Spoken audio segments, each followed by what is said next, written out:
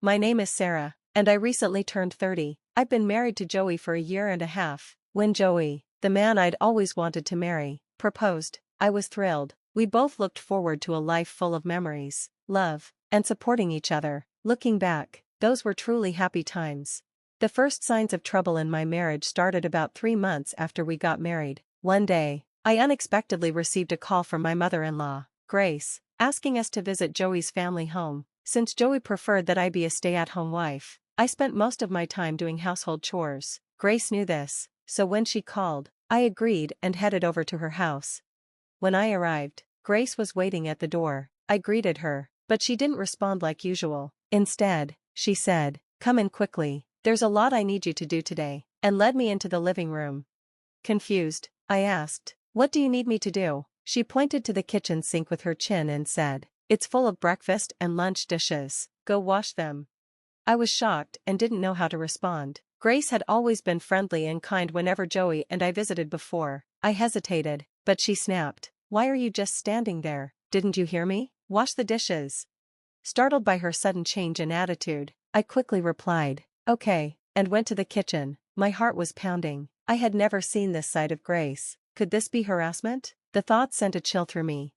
Not wanting to make her angrier, I washed and put away the dishes as quickly as possible. When I was done, I said, "Grace, I've finished the dishes." Without much reaction, she replied, "Good, now do the laundry, and after that, clean the house, including the stairs." Then, she laid down on the living room sofa and fell asleep. I stood there, completely lost. I didn't know where the cleaning supplies were or how she expected me to do the laundry in her house. Nervously, I asked, "Grace?" She snapped again, "I just told you what to do. You're my son's wife. Can't you handle this? Even my daughter, who's younger than you, does this perfectly." She then fell back asleep. I was stunned and felt frozen. Why was she comparing me to my sister-in-law, Lily? Frustrated, I decided to clean the house and do the laundry anyway, even though it seemed like my efforts didn't meet her expectations. I had to redo the laundry and cleaning because Grace wasn't satisfied. She constantly said things like, "If it were Lily, she would have gotten it right. Why can't you? You're unfit to be Joey's wife if you can't even manage household chores." How embarrassing. Her complaints never stopped. It suddenly dawned on me why Grace was being so harsh. She was comparing me to her perfect daughter, Lily, and couldn't stand that I didn't measure up. Lily is Joey's sister and my sister-in-law. She got married before us and lives with her in-laws, so we rarely see her. From the little I know of her, especially from our wedding, she seemed outgoing and easy to talk to, but since we've never had a deep conversation, I can't say for sure. Grace and my father-in-law, William, always seemed to favor Lily. I remember at our wedding, William said, "Look how cute Lily is in her party dress. She's stealing the spotlight from the bride." Grace agreed, and even Lily joked, "Hey, that's rude to Sarah." Joey and I laughed it off, but it stung a little. Ever since then, Grace and William have been comparing me to Lily, and my feelings towards her have become more negative. 3 months into our marriage, I talked to Joey about Grace's behavior. I told him, "I went to your parents' house today because Grace called me. I did the chores, but she kept comparing me to Lily and complained the whole time. Can you say something to her?" Joey replied, That doesn't sound like Mom, but okay, I'll talk to her." His tone bothered me, but I hoped he would handle it. Unfortunately, it only made things worse. Grace started calling me over even more, piling on chores and even making me do major shopping for her. At first, Joey would say, "All right, I'll tell Mom," but as time went on, he started saying, "Maybe you're just being too sensitive." Eventually, whenever I brought up Grace, he would sigh and say, "Look, maybe Mom's just trying to help you. Why not take it a bit more seriously?" Can you believe it? We had only been married for about a year, and Joey was already taking his mom's side over mine.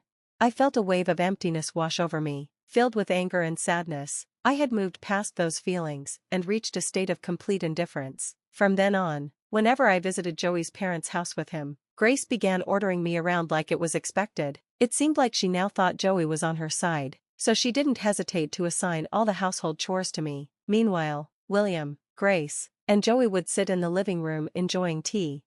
Whenever we ran out of snacks, Grace would say, "Sarah, you're so inconsiderate. If you see it running low, bring some more." Even Joey joined in, saying, "Sarah, more tea, please, make it stronger this time." He had started treating me just like Grace did. William wasn't any better. He would order me around too, saying things like, "Sarah, we're out of cigarettes, go get some." I wanted to scream, "Buy your own cigarettes, Joey, Grace, make your own tea and snacks," but I felt trapped and alone, and changing my situation seemed impossible. Fast forward a year and a half into our marriage, I was once again at Joey's family home. These days, Grace would call me over on Joey's days off, and we both felt obligated to go. I was pregnant and had just entered my third trimester. I felt awful and honestly didn't want to be at Joey's family home at all. After learning about my pregnancy, Grace seemed more enthusiastic, saying, "I have so many things to teach you as a mother-to-be," but in reality, she just had me doing housework while neither Joey nor William lifted a finger to help. I was just following Grace's orders. I was experiencing periodic stomach cramps and discomfort, and I was even breaking out in cold sweats. Standing was becoming a real struggle. Despite this, Grace said, "Lily did housework even when she was pregnant. You know you're slacking off a bit, don't you?" Sure, my morning sickness hadn't been too severe, just some nausea and fatigue, but now, in my third trimester, I felt weak and struggled just to stand. Hours later, while I was preparing dinner in the kitchen, a sharp pain suddenly hit my stomach, and I crouched down. Just then, the front door opened, and I heard a loud voice call out, "We're home." It was Joey and William. I could hear them asking, "Ah, you're back, where's Mom?" It was clear that Lily had returned as footsteps approached. She walked into the kitchen and was startled to see me hunched over in pain. "What's going on, Sarah? Are you okay?" she asked, rushing over to me. I replied, "Sorry, my stomach's hurting a bit." Hearing this, Lily looked at my belly and awkwardly asked, "Sarah, could you be pregnant?" I thought Joey had told Lily since he said he would when I entered my third trimester. Suddenly, Lily began to tremble, her face turning bright red, and she stormed out of the kitchen. "Mom, where are you?" she yelled as she called for Grace. Grace, who had likely been napping upstairs, came down casually. "Oh, Lily, welcome back. I missed you," she said, trying to hug her, but Lily pushed her away. Confused, Grace asked, "What's wrong?" Lily responded coldly, "Why is Sarah cooking alone, Mom, especially when she's so visibly pregnant?"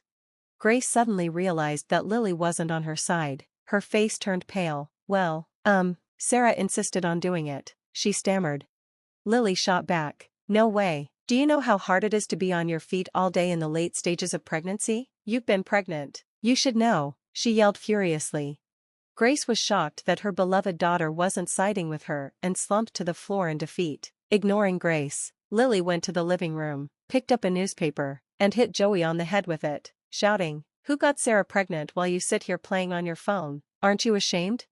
Joey stammered, Joey was too stunned to take the situation seriously. Lily shouted, "Sarah's being mistreated by Mom, and you're oblivious. Are you that clueless?" She lunged at Joey, but William intervened, saying, "Lily, calm down. Calm down? Remember when I brought my husband to meet you? You told him to prioritize and take care of me after we got married. What about this mess? Your son is playing games while his pregnant wife is left alone." William couldn't say a word and just looked down, his face turning pale. Finally, Lily yelled, "All of you, cool your heads, you inhumans," and kicked William, Grace, and Joey out of the house. The room fell silent. Suddenly, Lily seemed to remember I was there. She turned around and said, "Oh, Sarah, I'm sorry for yelling. Did I scare the baby? Are you okay?" Her strong demeanor from moments before vanished. I found her sudden change in mood so funny that I couldn't help but laugh. "What's so funny, Sarah? I'm really concerned here," she said, looking worried.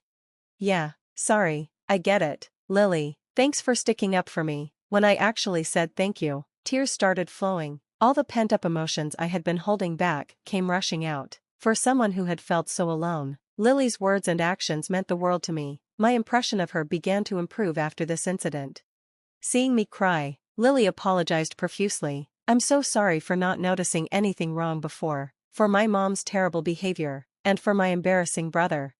But I told her, "It's not you who should be apologizing, Grace, for what she did, and William and Joey for turning a blind eye. They're also in the wrong. I'm even at fault for not seeking help sooner."